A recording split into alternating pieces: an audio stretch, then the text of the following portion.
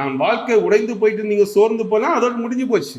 இல்ல, இந்த சூழலிலும் என்னை பயன்படுத்த முடியும் ஆண்டவர், இந்த சூழலிலும் என்னால் யாருக்கோ பயனுண்டு என்று ஒரு உள்ளத்திலே உற்சாகம் உங்களுக்கு வந்துவிட்டால், ஒரு பாசிட்டிவ் எண்ணம் உங்களுக்கு வந்துவிட்டால், கர்த்தர் உங்களை கொண்டு பெரிய பெரிய காரியங்களை செய்ய வல்லவராக இருக்கிறார் என்று உணர்ந்து இந்த ஆண்டவர் மீட்டு உருவாக்குற ஆண்டவரை நோக்கி இன்னைக்கு எல்லா காரியங்களையும் நீங்க பார்க்கணும். சரிங்களா?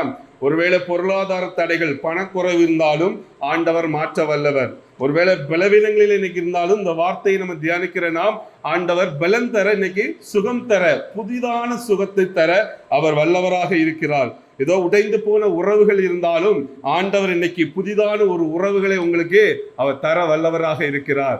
யாருக்கு தருவார்? முழு உள்ளத்தோடு இந்த வார்த்தையை விசுவாசித்து, ஆமா அந்த இயேசு கிறிஸ்துவால் என் வாழ்க்கையில இப்படிப்பட்ட நன்மைகள் கிடைக்கும் என்று நீங்க உண்மையிலே உள்ளத்துல நீங்க விசுவாசித்து இன்னைக்கு இந்த ஆண்டவரை நோக்கி உங்கள் வாழ்விலே பார்ப்பீர்களானால், என்ன ஒரு குறைவுகளோடு, என்ன ஒரு சிறையிருப்போடு, எந்த ஒரு காத்திருப்பு, ரொம்ப நாள் விஷயத்தை காத்து கொண்டிருப்பீங்களா, இது என் வாழ்க்கையில நடக்காதா என்று ஒரு ஏக்கம், ஒரு எண்ணம் உங்களுக்கு இருக்குல்ல, அந்த காரியங்களிலே ஆண்டவர் இன்னைக்கு விடுதலை தர வல்லவராக இருக்கிறார்.